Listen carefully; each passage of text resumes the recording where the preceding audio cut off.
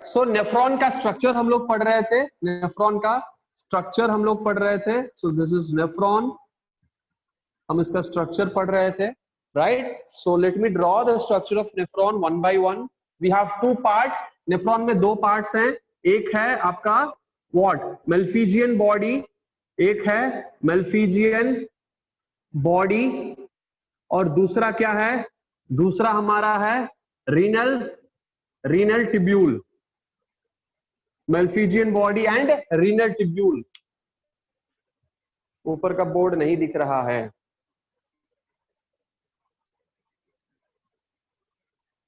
दिखा? ओके।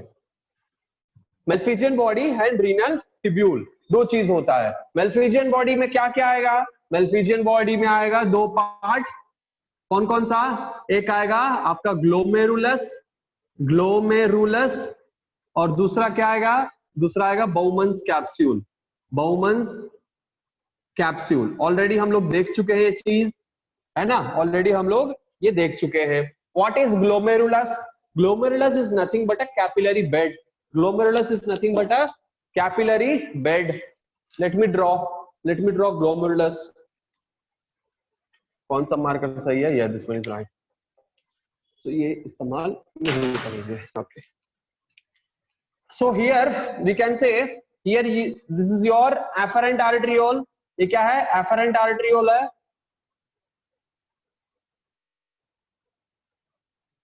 और ये है आपका इफरेंट आर्टरियोल, ठीक है। This is your afferent arteriole, narrow tube, this is a narrow tube afferent arteriole which is having more in diameter, इसका diameter ज्यादा होता है, and this is your efferent arteriole, efferent arteriole,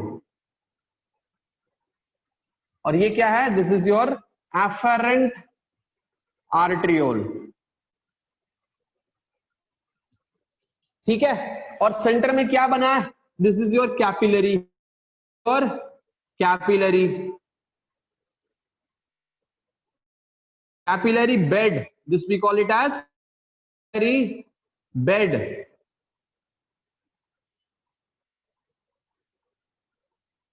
This is your capillary bed.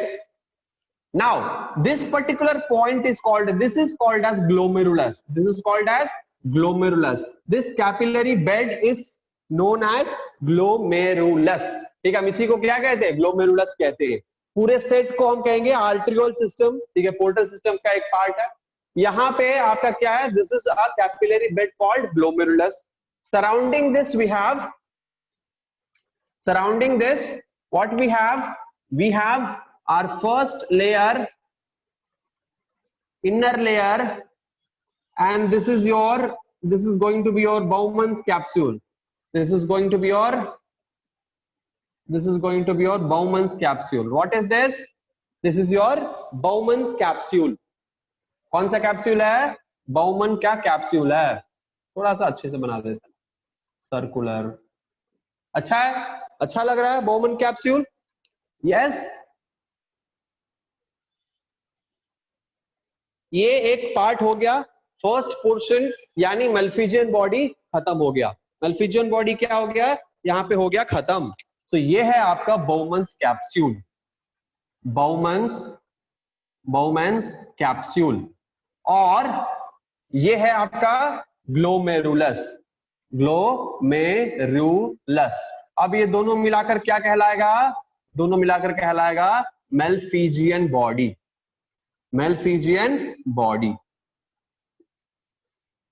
ठीक है। Okay, now this gives rise to a part of renal tubule. renal tubule में total कितने part होते हैं? renal tubule में कुल मिलाकर हम यहाँ पे कह सकते हैं, first one is your PCT, second one is your Henle's loop, and third will be your DCT. This is your three part of renal tubule. PCT का फुल फॉर्म है proximal convoluted tubule, Henle's loop, then आता है distal convoluted tubule. Distal यानी बाद में, पीछे वाला part को हम डिस्टल एंड कहते हैं, पीछे का पोर्शन, पीसीटी प्रॉक्सिमल यानी आगे का पोर्शन, ठीक है, आगे होगा पीसीटी और पीछे होगा डीसीटी, ठीक है, इसके नाम से ही इसके लोकेशन का पता चल जाता है, ठीक है। हेनली लूप, लूप यानी एक लूप लाइक स्ट्रक्चर बनाएगा।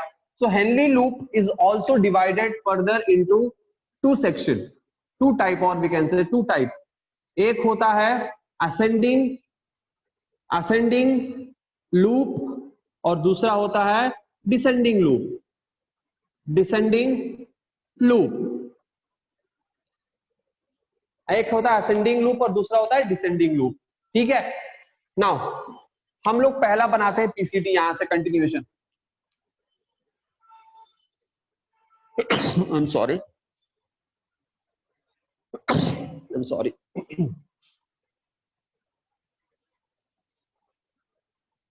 ऑलराइट, तो पीसीटी पे आगे बढ़े, let's move to the PCT. Okay, so यहां पे हम बनाते हैं पीसीटी,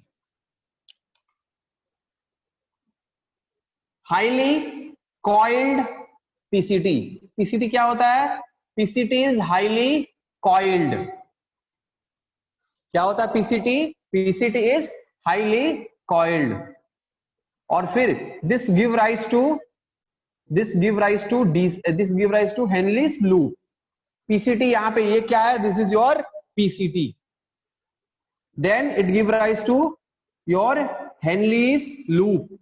ये क्या है? ये आता है आपका sorry sorry, this is your Henley's loop.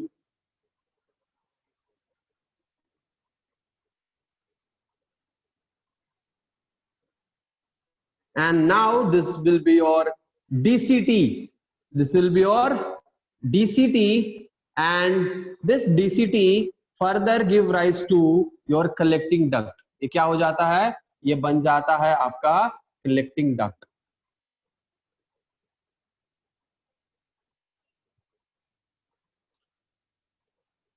ये क्या है? This is a schematic, or we can say this is a pictorial representation of a nephron. ठीक है, डायग्रामेटिक और pictorial representation of a nephron. This is your nephron. ध्यान दीजिएगा, this is a PCT, this is called what? Henle's loop. ये क्या है? हेनलीज loop है। और ये वाला कौन सा लूप है? डिसेंडिंग लूप है, डिसेंडिंग लूप ऑफ हेनली। और ये क्या है? असेंडिंग लूप है, असेंडिंग लूप ऑफ हेनली, ठीक है। What is this now? This is your DCT. PCT proximal side यानी आगे की तरफ है ये, और ये क्या है? डीसीटी पीछे की तरफ है, और ये है आपका कलेक्टिंग डक्ट। क्या है? This is your collecting duct, ठीक है। इस एक कलेक्टिंग डक्ट से जितना यहाँ पे दिख रहा है ऐसे ब्रांच, यानी उतने न्यूरॉन यहाँ पे कनेक्टेड होते हैं, ठीक है। कई सारे होते हैं, बहुत सारे न्यूरॉन, ठीक है, बहुत, not neuron, it's nephron, sorry, बहुत सारे नेफ्रॉन, ठीक है, यहाँ एक कलेक्टिंग डक्ट से कनेक्टेड रहते हैं। और इसीलिए हम इस कलेक्टिंग डक्ट को as a part of nephron नहीं इंडिकेट करते। Collecting duct is not a part of nephron, याद रखिएगा, collecting duct is not a part of nephron. ये कलेक्टिंग डक्ट अलग होता है, क्योंकि एक कलेक्टिंग डक्ट से कई सारे नेफ्रॉन जुड़े हुए रहते हैं। सो this is not a part of nephron. Collecting duct is a different part. It is not a part of nephron. It's just used for collecting urine. Now, this is what the anatomy. इसके साथ साथ हमारे जो efferent arteriole है, okay, efferent arteriole यहाँ पे है। Let me change the location. Let me change the location of the arteriole, ताकि यहाँ पे डायग्राम बनाने में थोड़ा मुश्किल होगा। हम इसके लोकेशन को चेंज कर देते हैं, दोनों आर्ट्रियोल्स के लोकेशन को क्या कर देते हैं? चेंज कर देते हैं। This make this as your efferent arteriole and make this as afferent arteriole.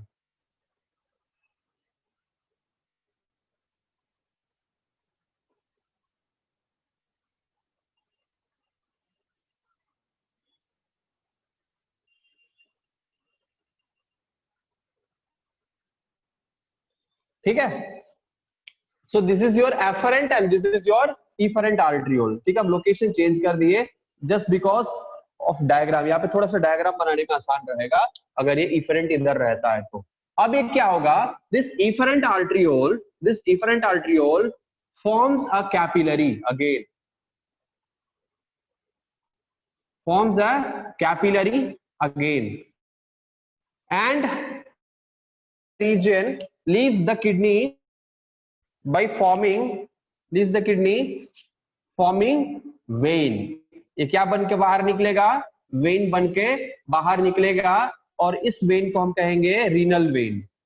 इसको हम क्या कहेंगे, रीनल वेन। और यहाँ पे क्या होगा, यहाँ पे होगा आपके कैपिलरी।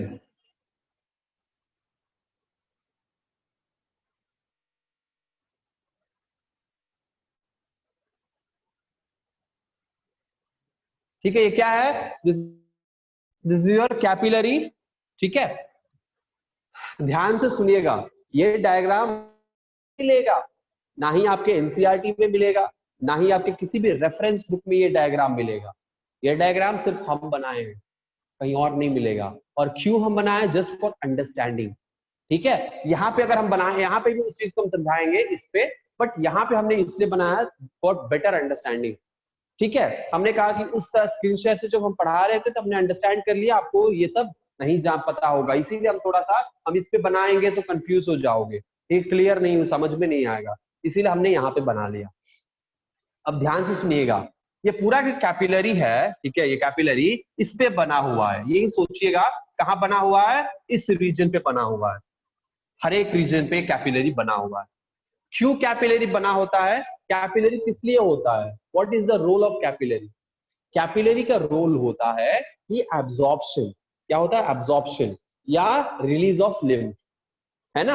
आप सोचिएगा, ध्यान से सोचिएगा, हमारे एल्वियोलाई है, रेस्पिरेटरी सिस्टम में आपने ये बात पढ़ा होगा, रेस्पिरेटरी सिस्टम में आपने ये बात पढ़ा होगा।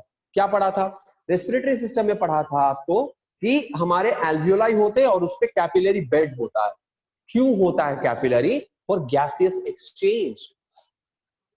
सिमिलरली यहाँ पे भी क्या होते हैं, कैपिलरीज होते हैं। यहाँ पे भी ये जो इफरेंट आर्ट्रियोल है, इसके ऊपर जाएगा, इस को सर्कुलेट करेगा और कैपिलरी बनाएगा। क्या बनाएगा, कैपिलरी, और फिर वेन से बाहर निकल आएगा।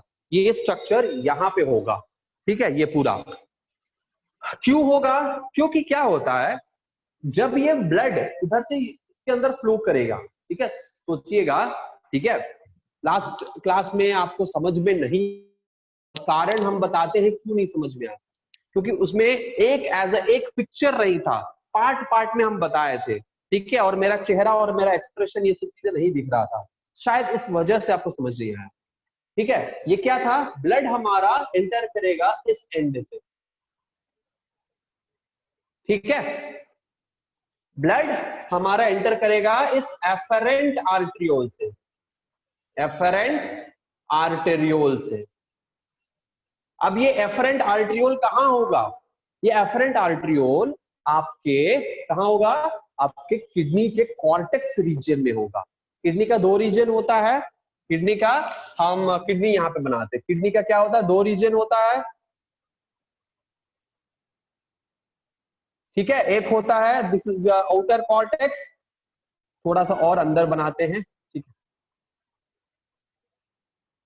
This is the cortex, and यहां पे होगा आपका मेडुला, मेडुलरी पिरामिड, है ना, मेडुलरी पिरामिड। तो ये जो कॉर्टेक्स है, यहीं पे एफरेंट आर्टियोल होता है। कैसे, कहां से आता है ये, तो ये आता है यहां से, ये हमारा ब्लड वेसल है बाहर, ये आर्टरी है, आप मान लीजिए कि आयोर्टा से आया हुआ है, रीनल आर्टरी है, ये इसके अंदर एंटर किया दोनों तरफ, और ये और ज्यादा डिवाइड हुआ, सब डिवाइड हुआ।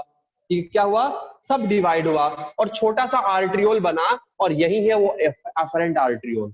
यहां से जो एंटर किया वही है ये एफरेंट आर्ट्रियोल। ठीक है, समझ में आया, कुछ समझ में आया। हमारे किडनी में जो ब्लड वेसल एंटर कर रहे हैं, वही छोटे छोटे ब्रांचेस में डिवाइड हो जाएंगे और अलग अलग नेफ्रॉन में चले जाएंगे। ठीक है, और वही ये है एफरेंट आर्ट्रियोल।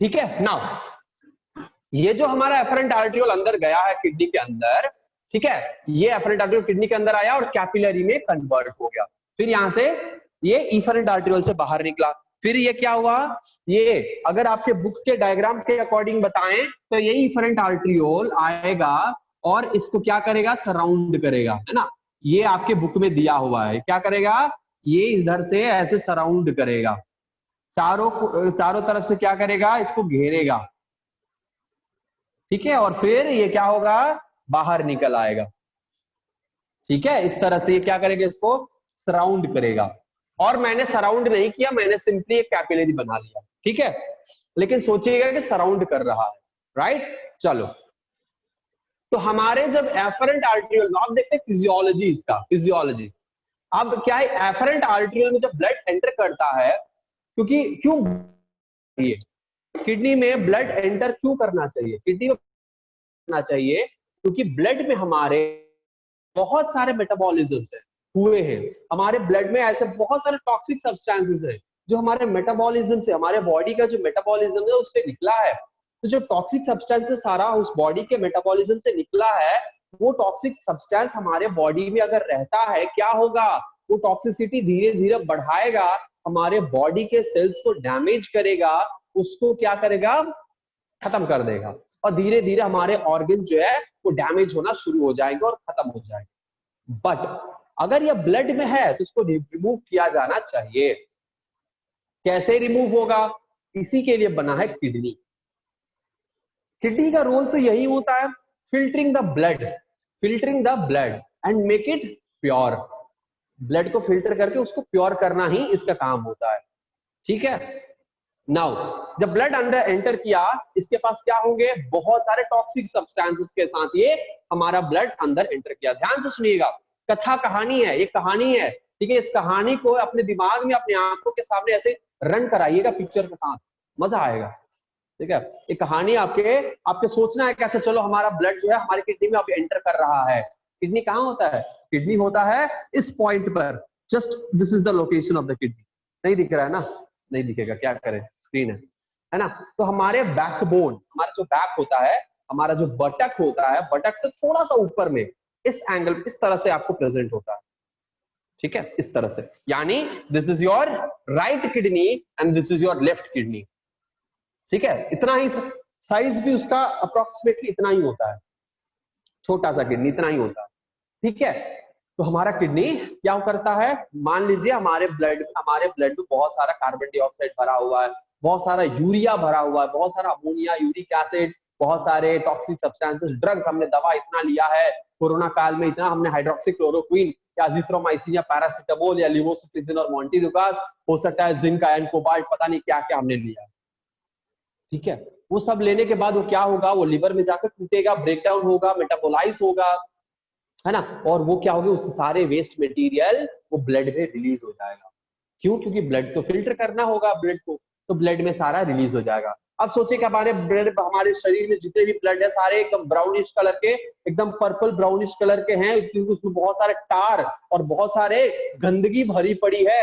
वो हमारे हार्ट से पंप करने के बाद निकल कर गया कहाँ पे, यहाँ से आया और चला गया हमारे किडनी में, हमारे किडनी में गया, किडनी में जाने के बाद ये हमारा जो ब्लड है, ये हमारा टॉक्सिक ब्लड एंटर कर रहा है यहाँ पे फिल्टर करने के लिए, वो आया आर्ट्रियोल में, एफरेंट आर्ट्रियोल में। और कार्डियक सिस्टम यानी सर्कुलेटरी सिस्टम में हमने पढ़ा था कि आर्ट्रियोल में आर्टरीज में हाई प्रेशर होता है, because of its what, why arteries have high pressure, yes please, कोई बता सकता है। thick walled arteries having high pressure, why? क्योंकि सर हार्ट जब पंप करता है सर ब्लड को, तो सर वो बहुत स्पीड में पंप होता है, इसके कारण सर स्पीड हाई रहता है। ओके, यस, सो हार्ट से जो ब्लड निकलता है, ठीक है, वो अयोटा से निकलता है ना, अयोटा प्योर ब्लड निकलता है। जब हार्ट जब पंप करेगा, ठीक है, which means the more the heart pump, ठीक है, the more it contracts, the more pressure it creates, ठीक है, the more it contracts, the more speedily it contracts, the more fast it contracts, the more pressure it creates in the blood, और वो aorta से निकल रहा है, so artery having some high pressure comparing to the vein, because veins जो है वहां पे पंपिंग ब्लड नहीं एंटर कर रहा है डायरेक्टली, ठीक है। सो हैविंग हाई प्रेशर, तो यहाँ पे हाई प्रेशर आ रहा है, तो हाई प्रेशर जब आ रहा है अंदर एंटर कर रहा है हमारे पास, ऑलरेडी इसके अंदर प्रेशर है, ठीक है। और इसके पहले वाला जो ब्लड है वो यहाँ पे भरा हुआ है और पीछे से एक और ब्लड आ रहा है, ठीक है। यहाँ पे पहले से जो ब्लड था वो भरा हुआ है और यहाँ पे क्या आ रहा है, एक और ब्लड आ रहा है। दोनों ब्लड ये एक प्रेशर क्रिएट कर रहा है यहाँ पे, क्योंकि जो ऑलरेडी यहाँ पे ब्लड है, इसके पहले वाला ब्लड ऑलरेडी जो यहाँ पे है वो एक प्रेशर के साथ यहाँ पे है, क्योंकि ये कैपिलरी है, यहाँ पे भी प्रेशर है, ठीक है। यहाँ पे एक छोटा सा ब्लड का प्रेशर है, यहाँ से जो ब्लड आ रहा है उसमें भी प्रेशर है, ये दोनों प्रेशर मिल रहे हैं। और यहाँ पे क्या है, पतला है कंपेयरिंग टू दिस वन, यहाँ पे क्या पतला है। ये तीनों प्रेशर मिलकर ब्लड को फिल्टर कर देंगे। यहाँ पे क्या होता है, छोटे छोटे छोटे छोटे क्या होते हैं, पोर्स होते हैं, छोटे छोटे क्या होते हैं, छोटे छोटे पोर्स होते हैं, ऐसे गैप होता है। और इस पोर्स के थ्रू, इस पोर्स के थ्रू, इस पोर्स के थ्रू, इस पोर्स के थ्रू, इस पोर्स के थ्रू हमारे मटेरियल्स इसके अंदर, ल्यूमेन के अंदर आ जाते हैं, because of the pressure, because of the pressure ये सारे मटेरियल्स इसके अंदर आ जाएंगे। इसको कहेंगे ल्यूमेन, इसको कहेंगे ल्यूमेन, यानी ये जो खाली स्पेस है इसको हम कहेंगे ल्यूमेन। सारे मटेरियल्स इसके अंदर आ चुके हैं, क्या आ चुके हैं, सारे मटेरियल्स इसके अंदर आ चुके हैं।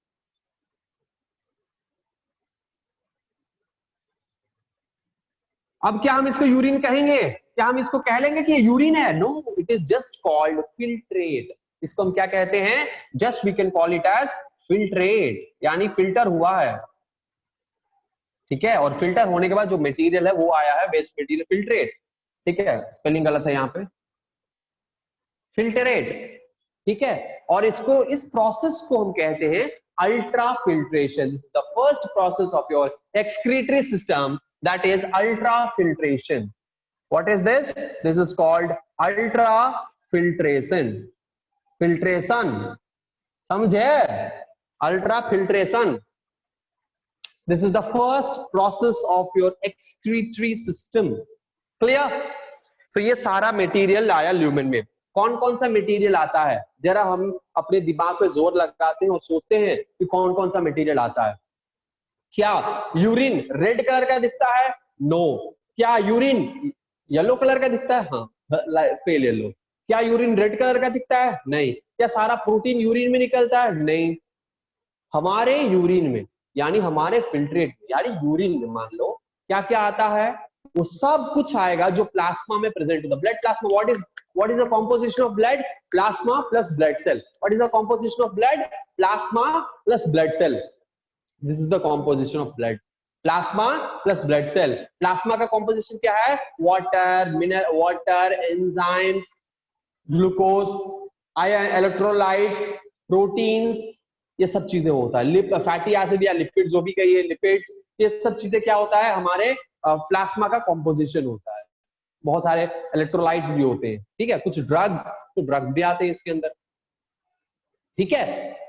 और वही बात करें अगर ब्लड सेल्स का, आरबीसी, डब्ल्यूबीसी, ब्लड प्लेटलेट्स, तो हमारा ब्लड है, हमारा ब्लड में प्लाज्मा है और ब्लड सेल है, ये दोनों इसके अंदर एंटर कर रहा है। लेकिन बाहर क्या निकलेगा, बाहर क्या निकलेगा, इससे ज्यादा अच्छा होगा कि हम ये जाने कि यहाँ पे क्या नहीं निकलेगा। यहाँ पे आरबीसी नहीं निकलेगा, डब्ल्यूबीसी नहीं निकलेगा, प्लेटलेट यानी कोई भी ब्लड सेल नहीं निकलेगा, along with प्रोटीन यहाँ पे नहीं निकलेंगे। उसके अलावा जितना मटेरियल प्लाज्मा में होता है सब भर भर के इसके अंदर आ जाएगा, क्या आ जाएगा, सब कुछ इसके अंदर आ जाएगा। लेकिन जितना टाइम लगता है फिल्ट्रेशन में, और जितने टाइम तक वो आ सकता है उतना ही मटेरियल यहाँ पे आएगा। जब तक ये फिल्टर हो रहा है, एक बार में मान लीजिए क्या होता है, बहुत ही भीड़ है एक जगह पे, ठीक है, दरवाजा खुला है, ठीक है, पीछे से जोर का कुछ लोग चले गए अंदर, ठीक है, पीछे से किसी ने मारा, जो कुछ लोग चले गए यहाँ पे, कुछ लोग सिमिलरली, तो कुछ ही लोग गए। सिमिलरली जब यहाँ पे कुछ लोग आ गए अंदर, इनको कहेंगे फिल्ट्रेट। क्या कहेंगे? फिल्ट्रेट कह सकते हैं या ग्लोमेरुलर फिल्ट्रेट भी कह सकते हैं। समझ में आ रहा है? बोलो, समझ में आ रहा है? बहुत ही सिंपल सी चीज है भाई, बहुत ही सिंपल सी चीज है। It will damage your liver, kidney, and you will be having more and more of vomiting, you will be having more and more of diarrhea, lots of problem. ठीक है, समझ में आ रहा है? अगर आपने बिना मतलब का दवा ले लिया, लिवर खा जाएगा, किडनी भी काम करना बंद हो जाएगा, ठीक है, और आपको पेट से होने मतलब कि डायरिया हो जाएगा, डिसेंट्री डायरिया होने लगेगा, है ना, और बहुत सारे प्रॉब्लम क्रिएट हो जाएंगे। इसीलिए बिना मतलब का कोई भी दवा नहीं लेना चाहिए, प्लीज इसका ख्याल रखें, है ना। तो क्या है फिल्ट्रेट? चलो एक बार पूछ लेते हैं आप लोगों से, समझ में आया कि नहीं? अगर समझ में आया तो टिक वक लगा दो जल्दी से।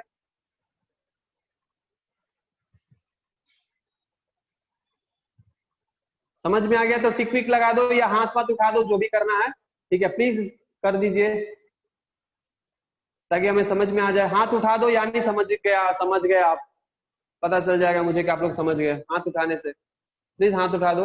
अगर नहीं समझ में आया चैट बॉक्स में डाल दो, अभी तुरंत क्लियर करके आगे बढ़ेंगे।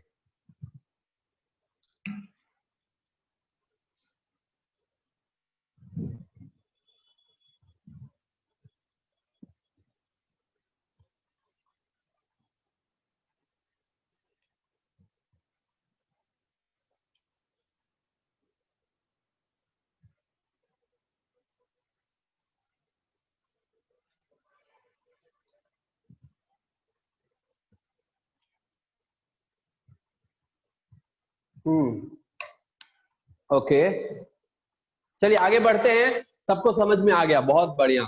आगे बढ़ते हैं यहाँ पे, ठीक है, और देखते हैं कि क्या हुआ। कुछ अमाउंट यानी बहुत सारा भीड़ है, भीड़ में किसी ने मारा धक्का, कुछ लोग गए अंदर, कुछ लोग रह गए बाहर। अंदर गए उनको कहा फिल्ट्रेट, जो बाहर है वो चले आए इफरेंट आर्ट्रियोल में। कहाँ चले आए? वो आ गए इफरेंट आर्ट्रियोल में। अब ये इफरेंट आर्ट्रियोल आपके बुक के अकॉर्डिंग या नॉर्मली भी कहाँ आता है कि इफरेंट आर्ट्रियोल आता है, इस पे सबसे रोटेट कर रहा है, इस पे क्या हुआ, लपेटे हुआ है, ठीक है, यही याद रखिएगा। अभी भी हमारे ब्लड में ऐसे मटेरियल हैं जिनको बाहर निकलना है, लेकिन अभी क्योंकि प्रेशर उतना ही देर रहा और उतना में उतना ही फिल्टर हो पाया, बाकी सारे क्या हो गए, बाकी सारे इसमें आ गए डिफरेंट, ठीक है, क्लियर है। अब पीसीटी, अब आता है हमारा फिल्ट्रेट। फिल्ट्रेट यहाँ पे होने के बाद ये मूव करके कहाँ पे आएगा हमारे पीसीटी में। यहीं पे बहुतों को कंफ्यूजन था, समझ में नहीं आया था यहाँ पे, है ना, तो इसीलिए हमने सोचा कि थोड़ा सा क्यों ना इसको पिक्चराइज कर दिया जाए, ठीक है। तो ये फिल्ट्रेट है, ये क्या है, ये फिल्ट्रेट है। ये जितने भी फिल्ट्रेट हैं ये आए हमारे फिल्ट्रेट पीसीटी में। कहाँ पे आए? पीसीटी में।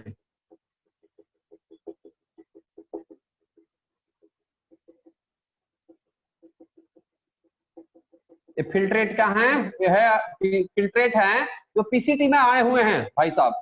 कहाँ पे आए हुए हैं? दिस इज पीसीटी, पीसीटी में आए हुए हैं। हमारे पीसीटी में क्या होता है, पीसीटी का जो लाइनिंग होता है, इसका जो wall is lined with brush border epithelial cell. Brush border epithelial cell, यहाँ पे एपिथेलियल सेल होते हैं, ठीक है, वो एब्जॉर्प्शन के लिए, या किसके लिए? एब्जॉर्प्शन के लिए। मान लीजिए यहाँ पे ब्लड में हमारे ऐसे टॉक्सिक सब्सटेंसेस हैं जो कि बाहर निकालने हैं, और कुछ ऐसे भी सब्सटेंसेस हैं जो फिल्ट्रेट में आ गए हैं लेकिन उनको बाहर नहीं निकलना है, क्योंकि वो सारा मटेरियल प्लाज्मा के अंदर का वो सारा मटेरियल चला आएगा एक्सेप्ट प्रोटीन, लेकिन प्लाज्मा का सब मटेरियल हमें बाहर नहीं भेजना है। हमें ग्लूकोज की जरूरत है, हमारे शरीर को यूरिया की जरूरत है, ज्यादा नहीं लेकिन कम, लेकिन जरूरत है। हमारे बॉडी को सोडियम की जरूरत है, हमारे बॉडी को पोटेशियम की जरूरत है, इलेक्ट्रोलाइट्स की जरूरत है। अगर इलेक्ट्रोलाइट्स नहीं रहेगा तो हमारा इंपल्सेस पास नहीं करेगा, ब्रेन काम नहीं करेगा, याददाश्त जाने लगेगी, बीपी लो हो जाएगा, बहुत सारे प्रॉब्लम होंगे, ठीक है, भूलने लगोगे। अच्छा कल हम दिए थे, कल हम लेक्चर लिए थे, ओ माय गॉड, और हमारा लेक्चर है, इसके पहले हम पानी पिया था, ओ माय गॉड, तो याद ही नहीं है, सब भूलने लगोगे। क्यों? क्योंकि हमारे अंदर इलेक्ट्रोलाइट की कमी आ जाती है, इलेक्ट्रोलाइट की कमी की वजह से सब होता है, ठीक है। दूसरी बात, अगर हम बात करें कि ये क्या है हमारा मटेरियल, याद रखिएगा बहुत इंपॉर्टेंट है, हमारे ऐसे मटेरियल जो कि हमारे बॉडी से एलिमिनेट नहीं होना है। वाटर जो कि बहुत जरूरी है हमारे बॉडी के लिए, हमारा शरीर वाटर लॉस बर्दाश्त नहीं कर सकता है, कुछ भी लॉस बर्दाश्त कर सकता है लेकिन वाटर लॉस नहीं।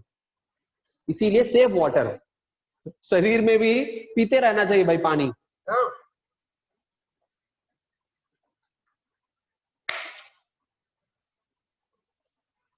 पानी पीने से बॉडी में फ्लूइड मेंटेन रहेगा, है ना। चलो, तो फिर क्या नहीं होगा, चक्कर नहीं आएगा, नींद नहीं आएगा। क्या होता है, यहाँ पे ऐसे मटेरियल आ गए जिनको बाहर नहीं निकलना है, वो क्या होगा, वापस से ब्लड में आना जरूरी है, तो वो क्या करेंगे, वो सारे मटेरियल यहाँ पे पास कर रहे हैं और हमारे रीनल आर्टरियोल यानी हमारे जो इन्फरेंट आर्टरियोल है वो यहाँ पे है। अब this is the process called reabsorption, this is the process called selective reabsorption, selective reabsorption, ये यहां पे होगा। कैसे होगा, हमारा ये मान लीजिए क्या है, इफरेंट आर्टरियोल है, ठीक है, क्या है, इफरेंट आर्टरियोल है और हमारा छोटा सा एक टुकड़ा है पीसीटी का, यहां से लेकर हम यहां तक बना देते हैं, ये क्या है, एक छोटा सा पीसीटी का टुकड़ा है, ठीक है। इस पीसीटी के टुकड़े में क्या भरा पड़ा है, बहुत सारा मटेरियल जो कि हमें बाहर नहीं निकालना है, वो सब यहाँ पे प्रेजेंट है जी। अब ये क्या होगा, यहाँ पे ऐसे मटेरियल की कमी है, यहाँ पे क्या है, लो, मान लो कि ग्लूकोज हम बात करते हैं यहाँ पे किसकी, ग्लूकोज, ग्लूकोज का कॉन्सेंट्रेशन इसमें क्या है, कम है, इसमें क्या है, ज्यादा है, और ग्लूकोज लॉस हम बर्दाश्त नहीं कर सकते, ग्लूकोज लॉस हम बर्दाश्त नहीं कर सकते। क्या होगा, यहां से ग्लूकोज मॉलिक्यूल मूव करेगा, पहले इस सेल में आएगा, एपिथेलियल सेल में, फिर इस टिश्यू में आएगा, फिर ये इस सेल में एंटर करेगा और फिर इसके ल्यूमेन में एंटर कर जाएगा, यानी ये ग्लूकोज मॉलिक्यूल यहां से यहां पास कर जाएगा। अब बात करेंगे सोडियम का, सोडियम लॉस भी हम बर्दाश्त नहीं कर सकते, अब सोडियम भी यहां से यहां आ जाएगा। हम पोटेशियम लॉस बर्दाश्त नहीं कर सकते, जाएगा। हम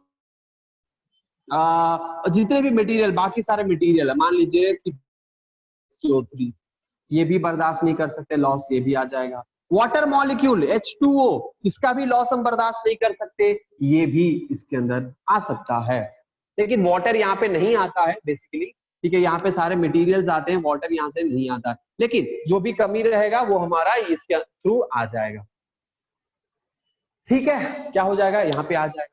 और मान लीजिए कि कॉन्सेंट्रेशन अगर नहीं भी रहता है, हाई अगर लो, हाई लो की बात नहीं भी करते हैं, तो भी यहाँ पे क्या होगा, जो मटेरियल हमें बाहर नहीं भेजना है वो सिलेक्टिव रीअब्जॉर्प्शन हो जाएगा। क्या हो जाएगा, सिलेक्टिव रीअब्जॉर्प्शन हो जाएगा। सर, हाँ बोलिए सर ये पार्ट जरा रिपीट कर दीजिए ना। यार, ये आपको समझ, आप लोगों को क्यों नहीं समझ में आ रही है, हमें पता नहीं चल रहा है, ठीक है। जो सब्सटेंसेस, जो मटेरियल हमारे बॉडी से बाहर निकलना नहीं चाहिए, हमारे ब्लड में होना चाहिए, ब्लड के पीएच और ऑस्मोलारिटी के लिए, हमारे बॉडी के मेटाबॉलिज्म के लिए जो जो मटेरियल की जरूरत है, वो सारे मटेरियल अभी क्योंकि फिल्ट्रेशन प्रोसेस से इस ल्यूमेन में आ चुके हैं और इन सारे प्रोडक्ट्स को बाहर नहीं निकलना है, हमें निकलने नहीं देना है, उनको क्या करना है, वापस से लेना है। क्या करना है, वापस से हमें अंदर लेना है।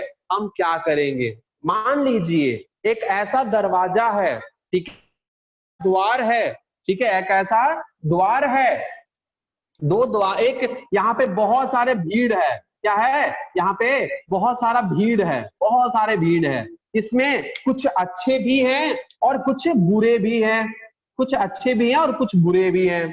यहाँ पे क्या है, एक दीवार है, दो दरवाजे हैं, क्या है, दरवाजे हैं, एक दरवाजे से जो, एक दरवाजे के पास यहाँ पे बहुत ही भीड़ लगी हुई है, बहुत ही भीड़ लगी हुई है, और इस भीड़ में बहुत पीछे से आने वाले प्रेशर के वजह से कुछ मटेरियल इसके अंदर स्लिप आउट हो गए, ठीक है, और इसमें अच्छे भी आए और बुरे भी आए। हमें इस बुरे को बाहर निकालना है, लेकिन अच्छे को लॉस नहीं होने देना है, और इसीलिए दूसरा एक द्वार है जो इस पे से वापस अच्छा जो मॉलिक्यूल है ये अंदर आ जाएगा वापस से, ठीक है, और बुरा मॉलिक्यूल पीछे। ठीक है, okay. Water has neutral pH my friend, if I am not wrong, water has neutral pH. तो ये क्या होता है, ये कहानी याद रखिएगा, यानी एक ऐसा द्वार है जहां पे बहुत भीड़ लगी हुई है, उस द्वार में धक्का लगते ही सारे अंदर चले जाते हैं। कुछ कचड़े लोग हैं जो चले जाएंगे, कुछ अच्छे लोग चले जाएंगे।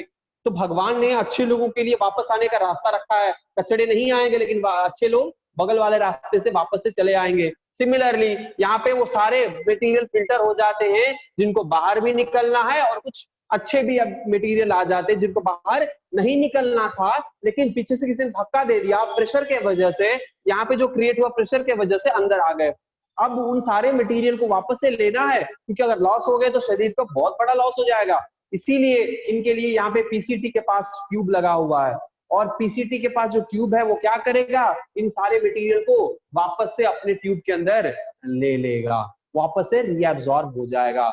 जो जो मटेरियल को बाहर नहीं निकलना है वो वापस से रीअब्सॉर्ब हो जाएंगे। और इसी यहाँ पे क्या होता है पीसीटी में, ट्यूबुल सेलेक्टिव रीअब्सॉर्प्शन इसको कहते हैं। सेलेक्टिव इसलिए क्योंकि सेलेक्ट करता है मॉलिक्यूल को, ये मॉलिक्यूल बाहर नहीं निकलना चाहिए। सेलेक्टिव रीअब्सॉर्प्शन, यहाँ पे क्या होगा, यहाँ पे होगा रीअब्सॉर्प्शन पीसीटी में। क्लियरली समझ में आया?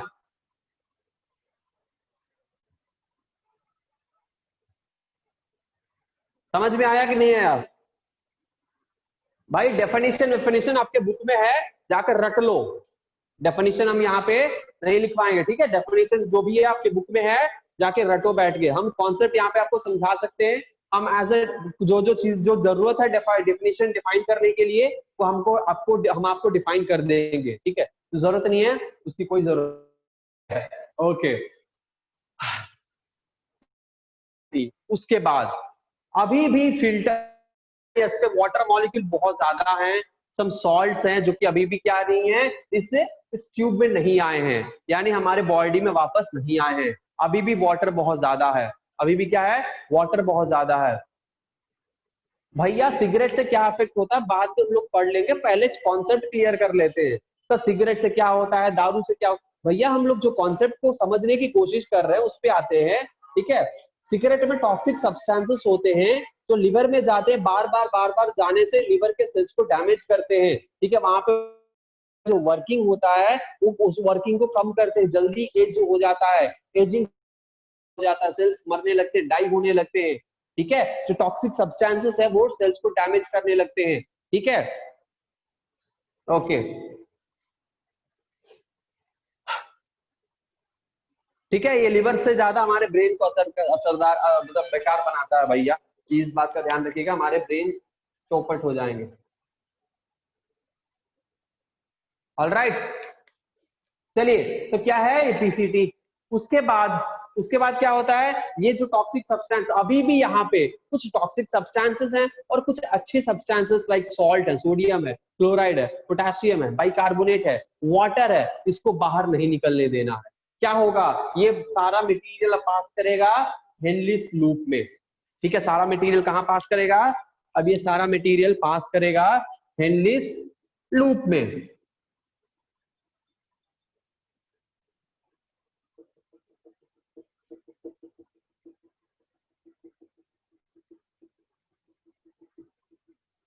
हेनलिस लूप में जैसे ये पास करता है, हेनलिस लूप का जो हमारा डिसेंडिंग लूप है, it is permeable to water, permeable to water but not permeable to salt. इसीलिए जितने भी वाटर मॉलिक्यूल होंगे, क्या होंगे, जितने भी वाटर मॉलिक्यूल होंगे वो सारे वाटर मॉलिक्यूल रीअब्सॉर्ब हो जाएंगे। क्या हो जाएंगे, रीअब्सॉर्ब हो जाएंगे। वाटर मॉलिक्यूल्स क्या हो जाएंगे, यहाँ पे रीअब्सॉर्ब हो जाएंगे।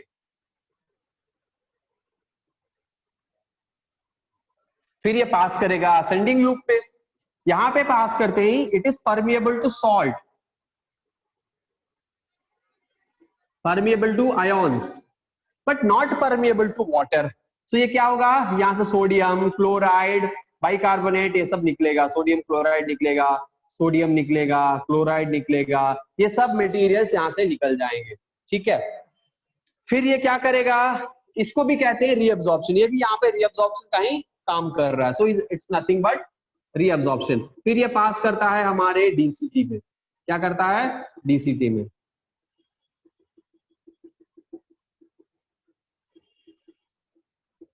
ध्यान से सुनिएगा, ये भी इंपॉर्टेंट है यहाँ पे। अब क्या होगा, मान लीजिए सारा मटेरियल यहाँ पे फिल्टर हुआ, यहाँ पे फिल्टर हुआ, इस जगह पे फिल्टर हुआ, फिर आया हमारा यहाँ पे, यहाँ से भी सम सॉल्ट्स निकल गए। अब आया डीसीटी में। याद रखिएगा हमारे कुछ ऐसे सब्सटेंसेस हैं जो कि फिल्टर, जो कुछ देर फिल्टर हुआ लेकिन बाकी सारा कहाँ गया, रीनल इस आर्ट्रियोल में आ गया, इस आर्ट्रियोल में, इफरेंट आर्ट्रियोल में आ गया। तो यहाँ पे जरूरी नहीं है कि सारे अच्छे सब्सटेंसेस हो, कुछ ऐसे हो सकता है, कुछ ड्रग्स हो, कुछ टॉक्सिक मटेरियल हो जो कि फिल्टर यहाँ पे नहीं हो पाए हैं, है ना, कुछ ही अमाउंट फिल्टर हुए, बाकी तो सारे इसमें आ गए। यानी कुछ ऐसे सब्सटेंसेस हो सकते हैं जो फिल्टर नहीं हुए हैं। वो सब्सटेंसेस क्या है, कि ब्लड है तो इसके थ्रू पास कर रहे हैं और यहाँ पे भी आ रहे हैं, डीसीटी के पास भी आ रहे हैं। अब मान लीजिए कि ये क्या है, ये डीसीटी है और यहाँ पे क्या है, ये है आपका इफरेंट आर्ट्रियोल और ये है आपका डीसीटी। ये क्या है, डीसीटी है, ये आपका डीसीटी है।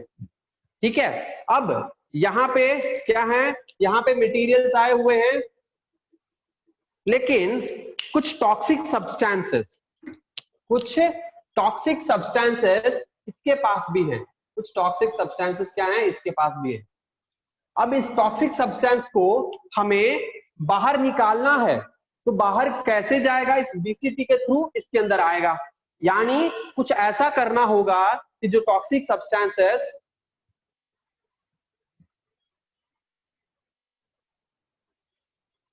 नहीं नहीं नहीं नहीं नहीं, ऐसा नहीं होता है, ऐसा नहीं होता है। ठीक है, यहाँ पे वही बोल रहे हैं ना, सेलेक्टिव रीअब्जॉर्प्शन होता है। यहाँ पे कोई भी यहाँ पे आयरा गरम मटेरियल यहाँ पे पास नहीं कर पाएगा, so nothing to worry about it.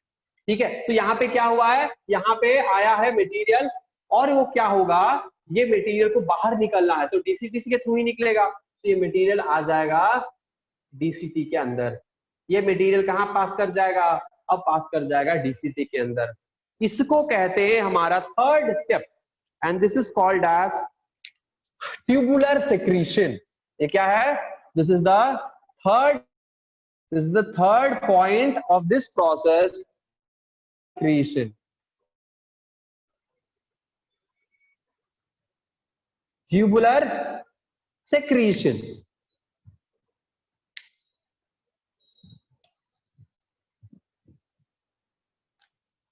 समझ में आया, यानी जो टॉक्सिक सब्सटेंसेस, यहां से ड्रग्स हो सकते हैं, कुछ अमाउंट ऑफ यूरिया हो सकते हैं, एक्सेस पैथोजेंस हो सकते हैं या डेड सेल्स हो सकते हैं।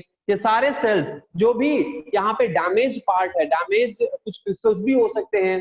ठीक है, हमारे ब्लड में जब यहाँ पे फिल्टर हुआ, कुछ ऐसे टॉक्सिक, कुछ क्योंकि फिल्ट्रेशन बहुत कम टाइम के लिए होता है, तो जब फिल्टर हुआ जितना प्रेशर था उतना ही फिल्टर हुआ, बाकी सब इफरेंट आर्ट्रियोल में आए। और इफरेंट आर्ट्रियोल जैसे ही इफरेंट आर्ट्रियोल पास करता है हमारे डीसीटी में, जैसे ये पास करता है हमारे डीसीटी में, पास करने के बाद जैसे इसके पास आता है, क्योंकि यहाँ पे क्या टॉक्सिक सब्सटेंसेस है, उसको बाहर निकालना है, तो क्या करेगा, ये मूव कर जाएगा डीसीटी में। और ये डीसीटी के पास आते ही, अब ये डीसीटी के पास सारे ड्रग्स, सारे toxic substances which has to be eliminated, वो सारे इसके अंदर सेक्रीट हो जाएंगे और इसी को कहते हैं ट्यूबुलर सेक्रीशन। उसके बाद क्या होगा, ये ट्यूबुलर सेक्रीशन के बाद ये मटेरियल पास करता है हमारे कलेक्टिंग डक्ट में। अब हम इसको क्या कहेंगे, now this material is called as urine. This material is called as urine. अब ये यूरिन क्या होगा, अब ये पास होगा हमारे इस कलेक्टिंग डक्ट से। जैसे ही ये कलेक्टिंग डक्ट से पास करता है, कलेक्टिंग डक्ट से ये पास करता है, ये कलेक्टिंग डक्ट के पास अगर मान लीजिए कि ज्यादा वाटर आ गया, ठीक है, ज्यादा वाटर आ गया, ज्यादा यूरिया आ गया, अब ये क्या करेगा, कलेक्टिंग डक्ट के वॉल भी परमिएबल हो जाएंगे, कलेक्टिंग डक्ट के वॉल भी परमिएबल हो जाएंगे और यहां से निकलेगा वाटर, यूरिया, ये सब क्या हो जाएंगे, ये सब रीअब्सॉर्ब हो जाएंगे। Water, urea, some amount of water, some amount of urea gets reabsorbed from the collecting duct also. समझ में आ गया क्लियरली? सो ये रीनल एफरेंट आर्टरी के पास जो ब्लड आया, ये सारे पीसीटी, हेनलीज लूप और डीसीटी में क्रॉस करने के बाद जो टॉक्सिक सब्सटेंसेस हैं वो क्या होगा, सारे फिल्टर होने के बाद ये वेन्स में कलेक्ट होकर ये वापस से रीनल वेन के थ्रू बाहर निकल आएगा। यानी अब जो मटेरियल है वो क्या हो जाएगा, ये वेन्यूल से होते हुए इस वेन के पास, ठीक है, इस वेन से ये चला जाएगा बाहर, ठीक है, इस वेन से क्या हो जाएगा, बाहर चला जाएगा। समझ में आया? ये था आपका एक्सक्रीशन, समझ में आ गया? तो यहां पे होता है filtration. So this is the process of filtration, this is the process of filtration. समझ में आ गया? तो हाथ उठा दीजिए प्लीज।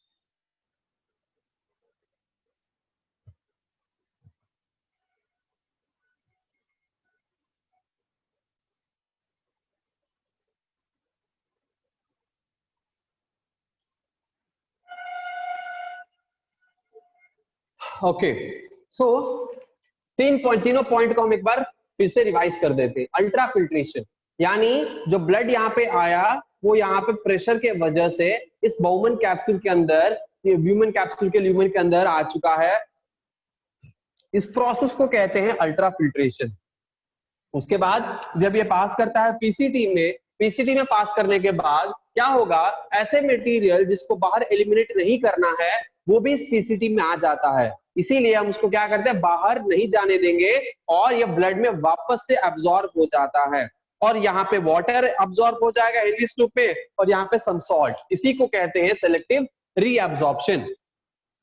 फिर वो मटेरियल जहां से सारे टॉक्सिक सब्सटेंसेस प्रेजेंट है उसमें और कुछ ऐसे टॉक्सिक सब्सटेंसेस हैं जो कि हमारे इफरेंट आर्ट्रियोल में है और कुछ टॉक्सिक सब्सटेंसेस हमारे इस फिल्ट्रेट में है, इस पाथवे में है। और ऐसे भी मॉलिक्यूल हैं जिनको बाहर एलिमिनेट नहीं करना है, वो सारा अभी तक क्या हो चुका है, अब्सॉर्ब हो चुका है। और फिर ये पास करेगा हमारा फिल्ट्रेट डीसीटी में।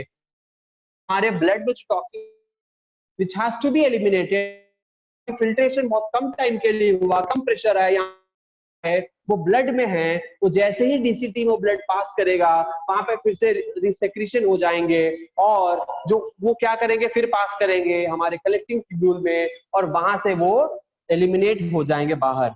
एलिमिनेट होते वक्त अगर मान लीजिए वाटर ज्यादा हो गया, यूरिया ज्यादा हो गया, उसको वापस से रीअब्सॉर्ब कर लेंगे अगर यहाँ पे उसका कॉन्सेंट्रेशन कम हुआ तो।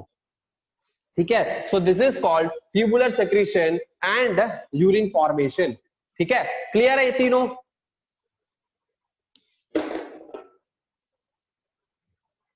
इसका स्क्रीनशॉट ले लीजिए। अब आगे हम लोग पढ़ने वाले हैं डायलिसिस। हाँ यूसी, क्या दिक्कत है?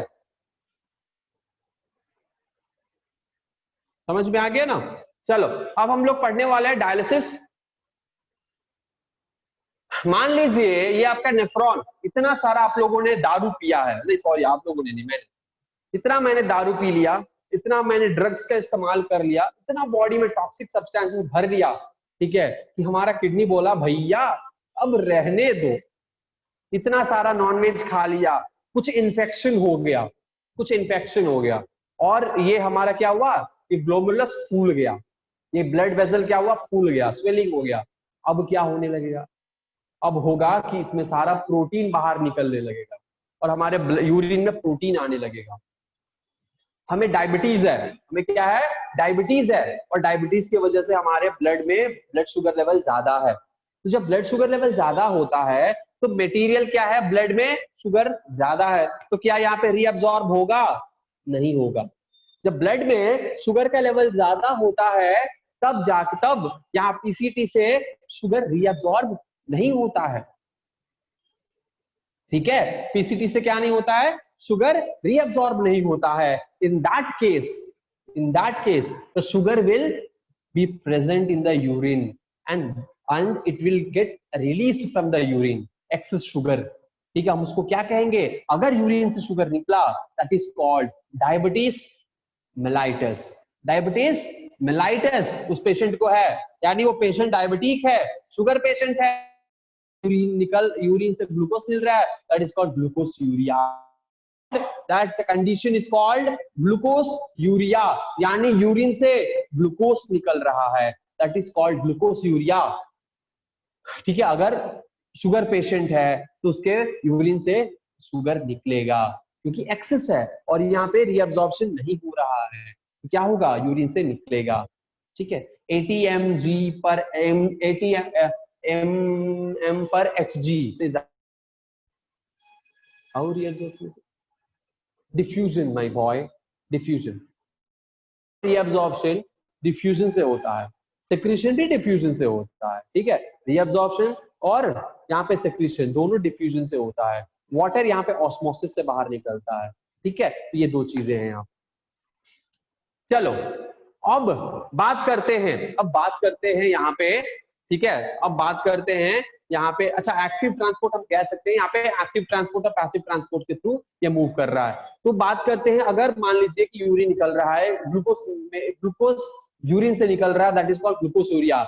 यहाँ पे अगर कोई इंफेक्शन हो गया तो ये स्वेलिंग हो जाएगा और यहाँ से ब्लड सेल्स भी कभी कभी निकलने लगते हैं, और ब्लड सेल्स निकलने लगते हैं। Yes, of course we can use one kidney instead of two.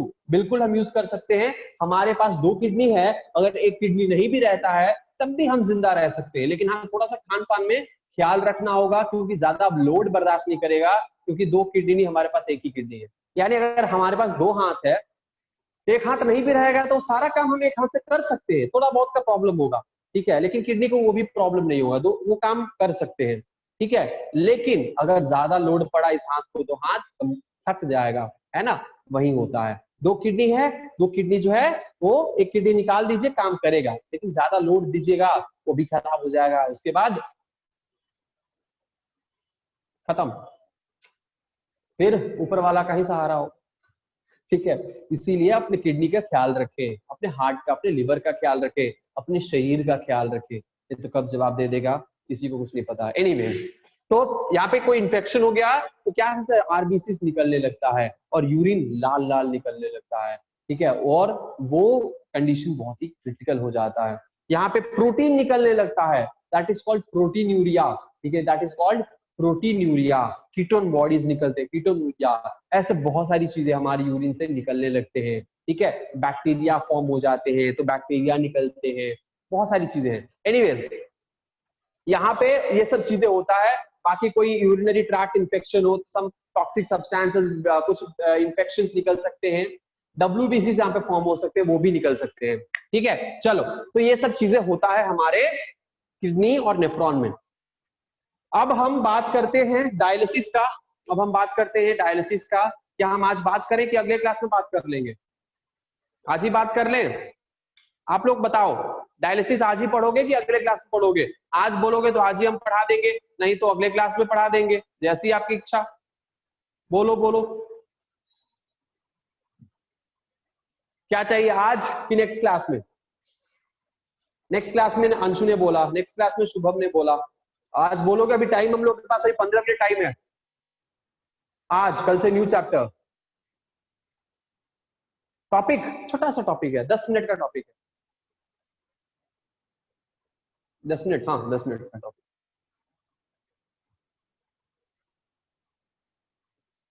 आज ही कर दे, टाइम है अभी 15 मिनट, आज ही कर देते, चलो।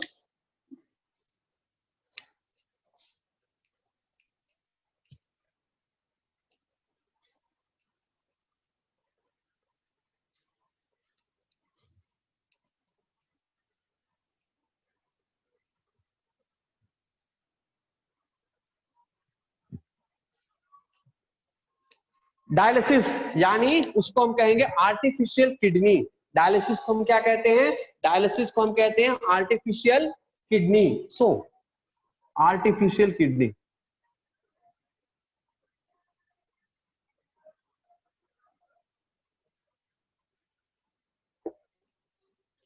ठीक है, आर्टिफिशियल किडनी यानी डायलिसिस।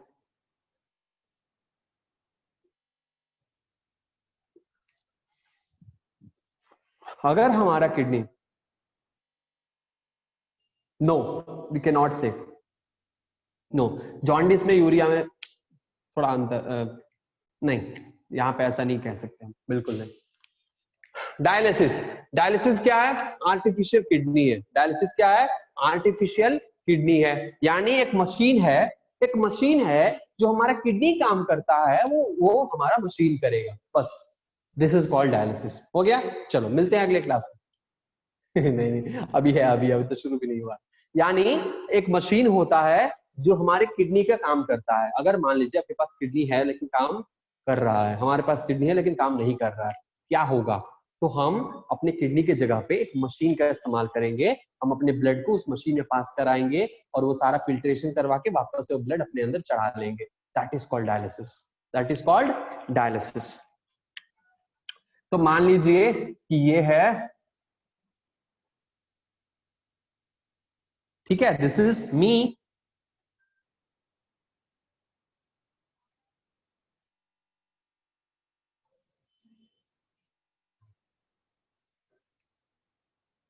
ठीक है, दिस इज मी,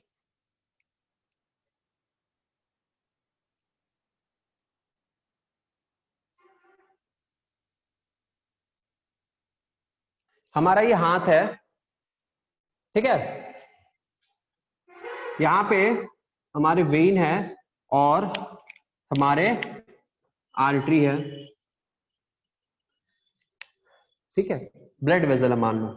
और फिर क्या है, यहाँ पे हम मशीन, यहाँ पे क्या है? मशीन है। हम मशीन का अंदरूनी हिस्सा हम बना रहे हैं, ठीक है, मशीन का अंदर वाला हिस्सा है, ठीक है, मशीन का अंदर वाला हिस्सा है।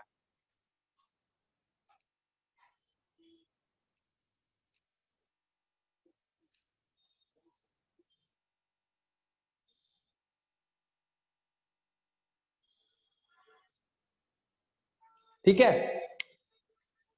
अब देखो, यहां से एक ट्यूब निकल रहा है, यहां से क्या निकल रहा है? यहां से निकल रहा है ट्यूब।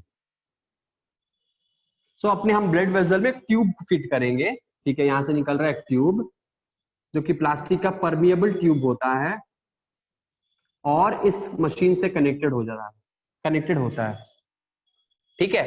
उससे पहले यहाँ पे एक टाइमर होता है, कितने टाइम के लिए ब्लड मूव कर रहा है।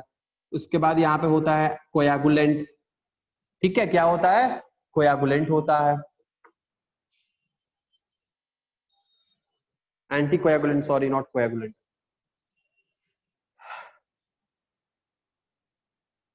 yes it is compulsory to use it is compulsory to use to dialysis. Yes, it is compulsory to use dialysis if your both the kidneys are not functioning.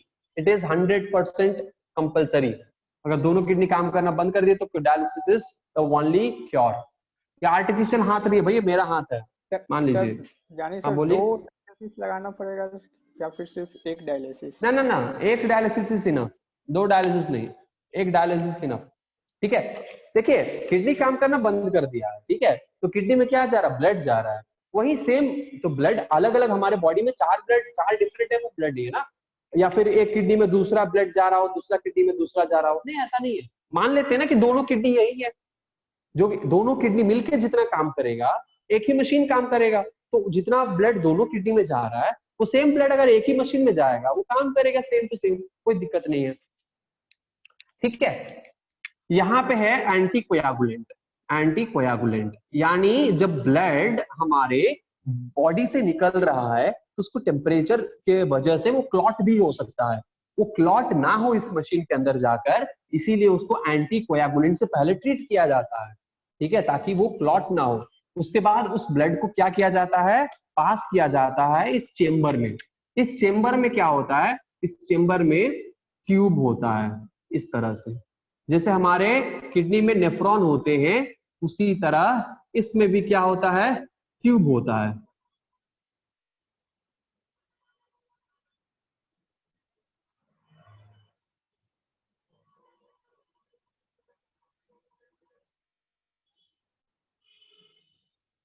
ठीक है, इसी तरह से हमारे इसके अंदर क्या होते हैं, ट्यूब होते हैं।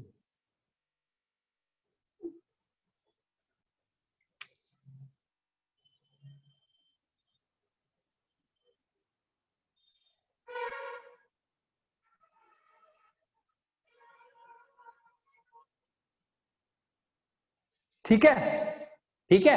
अब क्या होगा, अब क्या होगा, दूसरी तरह से जब बाहर निकल रहा है, यहां से क्या होगा, ये ट्यूब निकलेगा और फिर से हम अपने हाथ में इसको कनेक्ट कर लेंगे और यहाँ पे फिर से क्या होगा, कोयागुलेंट होगा, एंटी कोयागुलेंट को मारने के लिए, ठीक है, फैक्टर होगा यहाँ पे। तो इसको क्या करेगा, फिर से वापस हमारे टेम्परेचर में एंटी हेपारिन, यानी हम हेपारिन का इस्तेमाल करते हैं तो यहाँ पे क्या होगा, एंटी हेपारिन। ये इस कोयागुलेशन का जो एंटी कोयागुलेशन का जो फैक्टर है यहाँ पे जो हम दे रहे हैं, इसको ये क्या कर देगा, ये कैंसिल कर देगा, हटा देगा।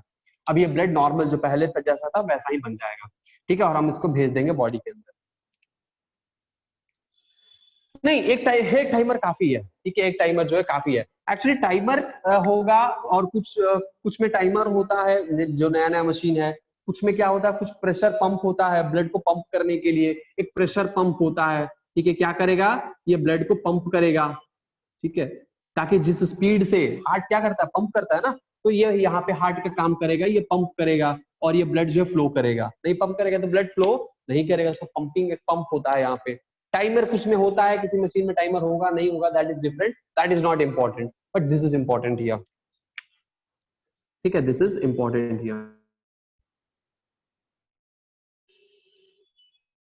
होगा अब उसके बाद यहाँ पे इसके बीच में, ये तो ट्यूब है ना, ये ट्यूब है, इसके बीच में क्या होते हैं, यहाँ पे इसके बीच में हमारे होते हैं डायलिसिंग फ्लूइड। डायलाइजिंग फ्लूइड क्या होते हैं, यहाँ पे होते हैं इसके बीच में डायलाइजिंग फ्लूइड, यानी ऐसे फ्लूइड जिसमें आपके बहुत सारे न्यूट्रिशन, यानी अगर हमारे बॉडी में ग्लूकोज, सोडियम, वो सब चीजें इसके अंदर प्रेजेंट होता है, ये होता है डायलाइजिंग फ्लूइड, इसको हम कहते हैं डायलाइजिंग फ्लूइड। यानी हमारे इस ट्यूब के चारों तरफ इस चेम्बर के अंदर क्या होते हैं, डायलाइजिंग फ्लूइड भरे रहते हैं, डायलाइजिंग फ्लूइड। और इसमें क्या नहीं होता है, इसमें यूरिया का कॉन्सेंट्रेशन 0, यानी बिल्कुल भी नहीं रहता यूरिया इसके अंदर। इसके अंदर क्या नहीं रहता है, यूरिया और सारे ड्रग्स वगैरह कुछ भी नहीं प्रेजेंट होते हैं। तो लेकिन बाकी ग्लूकोज, प्रोटीन, फैटी एसिड, हमारे जो जो प्लाज्मा में जरूरत है होना, वो सब चीजें इसके अंदर फिल होगा, ठीक है, और इसको फिल किया जाता है इस डायलिसिंग चेम्बर को, इस चेम्बर को डायलिसिंग फ्लूइड के साथ क्या किया जाता है, फिल किया जाता है।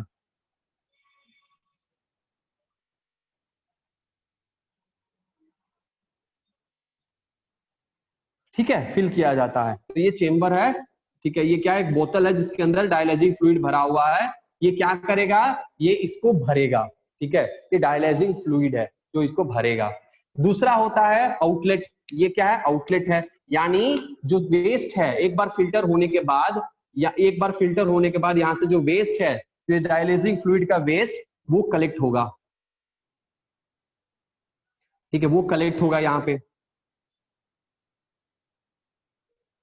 ठीक है, वो यहाँ पे कलेक्ट होगा। तो दो चीज है, एक बोतल प्योर डायलाइजिंग फ्लूइड है और दूसरा बोतल में कलेक्शन के लिए है वेस्ट मटेरियल, ठीक है। अब ये था सेटअप, ये क्या है, एक सेटअप है, ये क्या है, ये एक डायलाइजिंग सेटअप है, ठीक है, समझ में आ रहा है सेटअप। अब यहाँ से अब ब्लड जो है, ये ब्लड मॉलिक्यूल यहाँ पे पास करेगा और ये पंप होगा, फिर यहाँ पे क्या होगा, ये एंटीकोएगुलेशन हेपारिन यहाँ पे ऐड होगा, हेपारिन ऐड होने के बाद ये ब्लड इसके अंदर पास करेगा। जैसे ही इसके अंदर पास करता है, ये ब्लड क्या करेगा, इसके अंदर पास करने लगता है। ठीक है, इस ट्यूब के अंदर ये ब्लड पास करेगा, फेल नहीं करेगा, पास करेगा। ठीक है, और ये पास करके यहां तक आ गया। जब ब्लड इसके अंदर पास करता है, इस ट्यूब के अंदर पास करता है, जब ये हमारा ब्लड इस ट्यूब के अंदर आकर पास करता है, हमारे ब्लड में बहुत सारे टॉक्सिक सब्सटेंसेस हैं। क्या है? टॉक्सिक सब्सटेंसेस हैं। सब्सटेंसेस सारे इस डायलाइजिंग फ्लूइड के अंदर आ जाएंगे, क्योंकि डायलाइजिंग फ्लूइड में टॉक्सिक सब्सटेंस के कॉन्सेंट्रेशन 0 है। So from higher concentration to the lower concentration, all your toxic substances like drug, urea and all other toxic substances which has to be eliminated. External charges, या machine connected रहता है power से, charge से, वो electric current से वगैरह वगैरह, बहुत सारे कनेक्शन होते हैं। ठीक है, तो ये मशीन उससे काम करता है, ये इलेक्ट्रिसिटी से काम करता है, इसका इंटरनल इंजीनियरिंग होता है और उससे काम करता है, ये हमारे किसी और चीजों से नहीं। ठीक है, तो क्या करेगा, जब ब्लड इसके अंदर पास करेगा तो ब्लड में बहुत सारे टॉक्सिक सब्सटेंसेस हैं, और हमारे डायलाइजिंग फ्लूइड जो इसके अंदर भरे हैं उसमें वो टॉक्सिक सब्सटेंस नहीं है। So from higher concentration to the lower concentration वो क्या करेगा, मूव करेगा। ठीक है, अब क्या होगा, उसके बाद हमारे जो डायलाइजिंग फ्लूइड है उसके अंदर क्या है, गुड गुड सब्सटेंसेस हैं, गुड गुड सब्सटेंसेस हैं। ठीक है, ये सारे जो गुड गुड सब्सटेंसेस हैं, क्या लगता कहाँ है, व्हाट इज लगता कहाँ है? यस, यहाँ भी ऑस्मोसिस डिफ्यूजन का प्रोसेस ही यहाँ पे होगा, यहाँ पे ऑस्मोसिस डिफ्यूजन। सो जो टॉक्सिक, जो अच्छे अच्छे सब्सटेंसेस हैं हमारे डायलाइजिंग फ्लूइड में, और ब्लड के अगर कॉम्पोजिशन कम रहता है, वो सारा वापस से वो ब्लड में फिल हो जाता है, जैसे ग्लूकोज हो गया, हमारे जो अच्छे अच्छे मटेरियल हो गए, वो सारे क्या हो जाएंगे, ये वापस से हमारे इसमें चले आएंगे। ये मशीन भैया बहुत बड़ा होता है, इतना बड़ा मशीन होता है। ठीक है, उसको उठाकर हम लोग नहीं चल सकते, बहुत हेवी मशीन होता है, बहुत बड़ा मशीन होता है। ठीक है, तो इसको हम 24/7 नहीं चला सकते। एक प्रोसेस को पूरा होने में 4 से 5 घंटा या 6 घंटा लगता है। ठीक है, 4 से 5 घंटा 6 घंटा ये एक प्रोसेस को पूरा होने में लगता है। ठीक है, depend upon the person body. ठीक है, ये पर्सन का बॉडी और पर्सन के ब्लड सर्कुलेशन पे डिपेंड करता है इसका टाइमिंग, लेकिन कम से कम 4 घंटा 5 घंटा लगता है एक बार डायलिसिस करने के लिए, एक बार पूरे बॉडी के ब्लड को फिल्टर करने के लिए।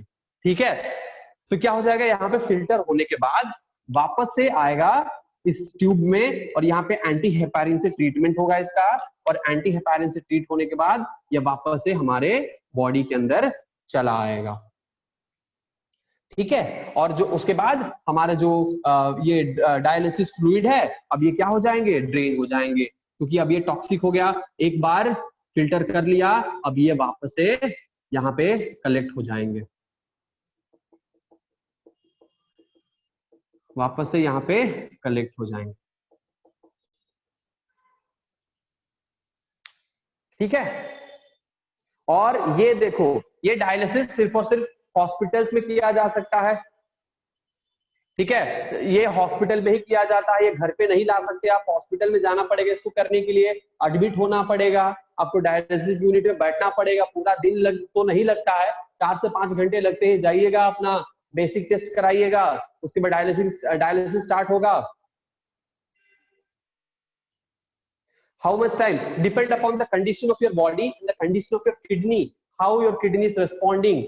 ठीक है, किडनी कितना काम कर रहा है, कितना % ऑफ किडनी काम कर रहा है, इस पे डिपेंड करता है। किसी किसी का 1 वीक पे वंस होता है, किसी किसी का 6 मंथ्स पे वंस होता है, 1 महीने पे एक होता है, किसी किसी का वीकली वंस होता है, और किसी किसी का डेली होता है।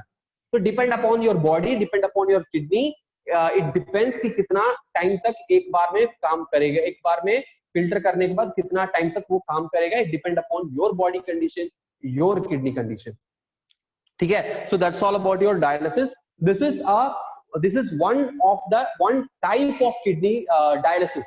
This is one type of। हाँ भाई, डायलिसिस जूस पी जाओ। ठीक है, कैसे कैसे सवाल करते हैं भाई, इसको पी जाओ, डायलिसिस जूस को पी जाओ। ठीक है, हम जो माउथ वॉश करते हैं उसको पी जाओ, फेनॉइल पी जाओ। ठीक है, हार्पिक जो टॉयलेट साफ करते हैं उसको, क्या सवाल है भाई ये, कि अगर हम डायलिसिस इसको फ्लूइड को पी जाएंगे तो क्या होगा, what is this question? Harpic P जाएंगे तो क्या होगा, टॉयलेट साफ करने के लिए हार्पिक होता है, हार्पिक को हम पी, घर साफ करने के लिए क्या होता है, फिनाइल होता है, हम घर पूरा पी जाते हैं, फिर तो हम भी साफ हो जाएंगे, है ना। हे प्रभु, थोड़ा थोड़ा सा सेंसिबल क्वेश्चन पूछिए भाई, ठीक है, जब सवाल पूछते हैं यार। एनीवेज, ठीक है, चलो। हाँ, तो ये चीजें हैं।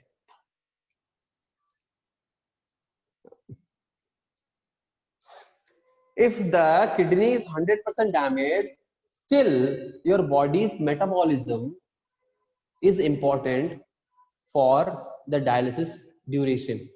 ठीक है, your body metabolism, आपके बॉडी में मेटाबॉलिज्म कैसा है, क्योंकि किडनी सिर्फ काम, किडनी तो फिल्टर करने का काम होता है, लेकिन उसमें ड्रग्स और टॉक्सिक सब्सटेंसेस लाना आपके बॉडी के बाकी मेटाबॉलिज्म पे डिपेंड करता है। तो जब बॉडी का मेटाबॉलिज्म कैसा रहेगा उसी पे डिपेंड करता है कि हमारा किडनी में कितना ड्रग जा रहा है, कितना टॉक्सिक सब्सटेंसेस जा रहे हैं फिल्ट्रेशन के लिए, है ना।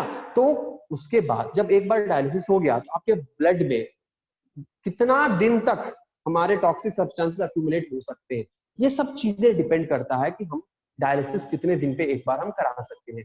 वीकली, वही तो बोल रहे हैं, किसी किसी पेशेंट का डेली, किसी किसी पेशेंट का वीकली वंस होता है, का 2 वीक पे एक बार, या 20 दिन पे एक बार, किसी किसी का 1 महीना पे एक बार, किसी किसी का 3 महीना पे एक बार, 6 महीना, ऐसा भी होता है। It produces some harmful effect? No, it does not produce some harmful effect, but yes, it is having little, what we can say, little expenses. Pocket पे भारी पड़ता है, body पे नहीं, pocket पे भारी पड़ता है, because it is expensive, it is really expensive. एक सिटिंग का कम से कम 20 से 30 हजार रुपया लगता है, एक सिटिंग का, मे बी जिस हॉस्पिटल में हमने काम किया है उस हॉस्पिटल में उतना लगता था, ठीक है, डायलिसिस यूनिट में। And I don't know about the rest of the hospitals, but या इट इज एक्सपेंसिव। और हॉस्पिटलाइजेशन का चार्ज अलग होता है, मेडिसिन का चार्ज अलग होता है, और इस टेस्ट के, डायलिसिस के टेस्ट के बाद, ठीक है, आपका फिर से यूरिया और क्रिएटिनिन का टेस्ट होता है, हीमोग्लोबिन का टेस्ट होता है, ये तीनों चीज आपको टेस्ट होता है। अगर यूरिया और क्रिएटिनिन ठीक रहा, एचबी ठीक रहा, तब ठीक है, कुछ दिन के लिए डायलिसिस स्थगित किया जाएगा, नहीं ठीक नहीं रहा तो फिर से आपको बुलाया जाएगा कुछ दिन के बाद, ठीक है। तो ये चीजें जो टेस्ट होता है, तो टेस्ट का चार्ज लगता है, बेड चार्ज लगेगा, उतना टाइम लगेगा, आपका वो लगेगा, उसके बाद जो जो उसमें ट्यूब बाकी सब चीजें खरीदना होगा वो सब आपको देना पड़ता है किसी किसी हॉस्पिटल्स में। तो पुट टुगेदर 20 से 30 हजार खर्चे लगते हैं, ठीक है, एक सिटिंग का। तो इट इज कंप्लीटली एक्सपेंसिव, ठीक है, एक्सपेंसिव केस। ये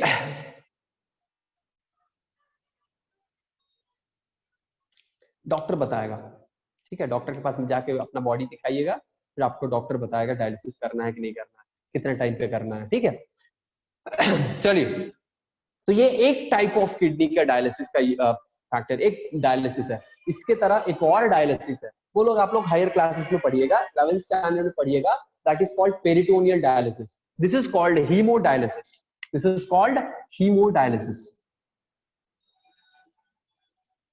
क्या है ये? इसको हम कहते हैं हीमोडायलिसिस, ठीक है। हीमो यानी ब्लड, ठीक है, हीमो यानी ब्लड, हीम यानी ब्लड, हीमोग्लोबिन, ठीक है, तो इसको कहते हैं haemodialysis. That's all for today. I hope आपको सबको डाउट हमने सबका क्लियर कर दिया होगा, ठीक है। See you in the next class, तब तक अपना ख्याल रखिए, ठीक है, मिलते हैं अगले क्लास में।